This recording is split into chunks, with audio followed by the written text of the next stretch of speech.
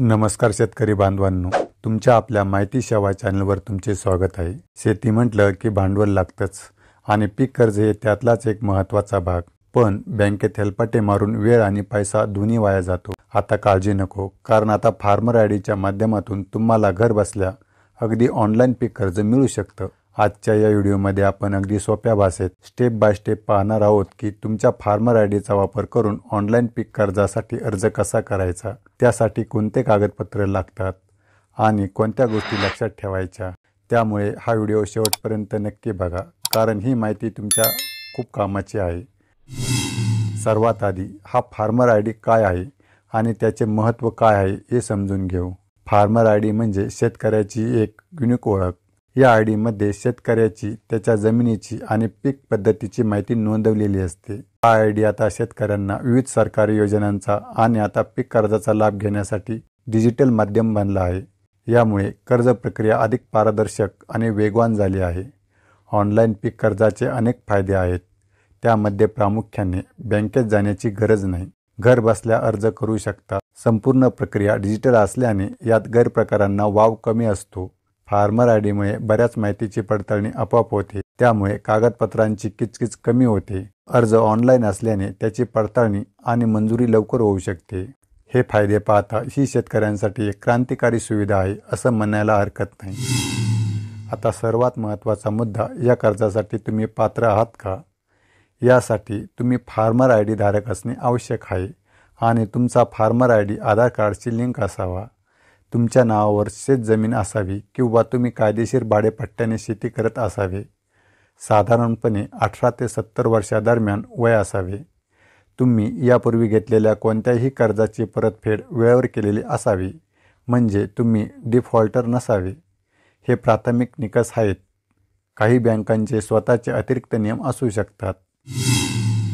Online अर्ज करताना तुम्हाला काही डिजिटल कागदपत्रे लागतील। ही कागदपत्रे स्कॅन करून तयार ठेवा। फार्मर आयडी लिंक असलेले आधार कार्ड, 7/12 उतारा आणि 8 उतारा, तुमच्या जमिनीच्या मालकीचा आणि क्षेत्रफळाचा पुरावा, तुमच्या बँक पासबुक आणि मागील काही महिन्याचे स्टेटमेंट, तुम्ही कोणत्या पिकासाठी कर्ज घेत आहात त्याचे क्षेत्र आणि अपेक्षित उत्पादन याबद्दल माहिती, पासपोर्ट आकाराचा फोटो, पॅन कार्ड। ही कागदपत्रे तुम्हाला डिजिटल स्वरूपात PDF किंवा JPG अपलोड करावी लागतील। चला तर मग आता सर्वात महत्त्वाचा भाग, ऑनलाईन अर्ज कसा करायचा, तेच आता आपण स्टेप बाय स्टेप बघणार आहोत। तुम्हाला ज्या बँकेकडून कर्ज घ्यायचे आहे, उदाहरणार्थ state bank of India, bank of Maharashtra, union bank, जिल्हा मध्यवर्ती सहकारी बँक, त्यांच्या अधिकृत वेबसाईटला भेट द्या। त्यानंतर कृषी कर्ज किंवा पीक कर्ज पर्याय शोधा।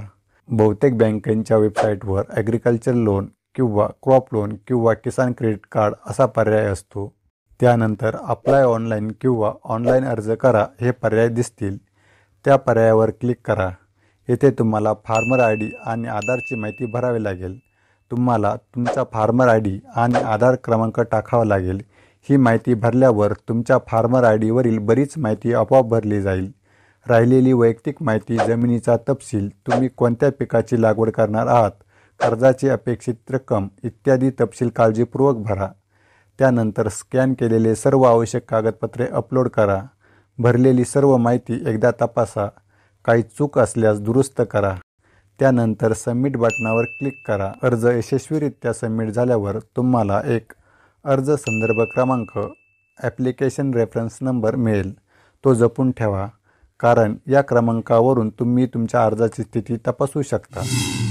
पीक कर्जाचा अर्ज करत असताना शेतकऱ्यांनी हे लक्षात ठेवा की नेहमी बँकेच्या अधिकृत वेबसाईटवरूनच अर्ज करावा। कोणतीही बनावट मेसेज किंवा ईमेलला प्रतिसाद देऊ नका। कोणतीही चुकीची माहिती दिसल्यास तुमचा अर्ज रद्द होऊ शकतो। कोणतीही शंका असल्यास थेट बँकेच्या अधिकृत शाखेशी किंवा ग्राहक सेवा केंद्राशी संपर्क साधा। मला खात्री आहे की हा व्हिडिओ तुम्हाला खूप उपयुक्त ठरेल। तुमच्या इतर शेतकरी बांधवांनाही ही माहिती मिळावी म्हणून हा व्हिडिओ नक्की शेअर करा। तुम्हाला काही प्रश्न असतील तर खालील कमेंट बॉक्समध्ये विचारा, मी नक्कीच उत्तर देण्याचा प्रयत्न करेन। व्हिडिओ आवडला असेल तर लाईक करा, कमेंट करा आणि हो, आपल्या माहिती सेवा चॅनलला सबस्क्राईब करायला विसरू नका आणि बेल आयकॉनही दाबा, जेणेकरून तुम्हाला नवीन व्हिडिओचे नोटिफिकेशन मिळत राहील। धन्यवाद.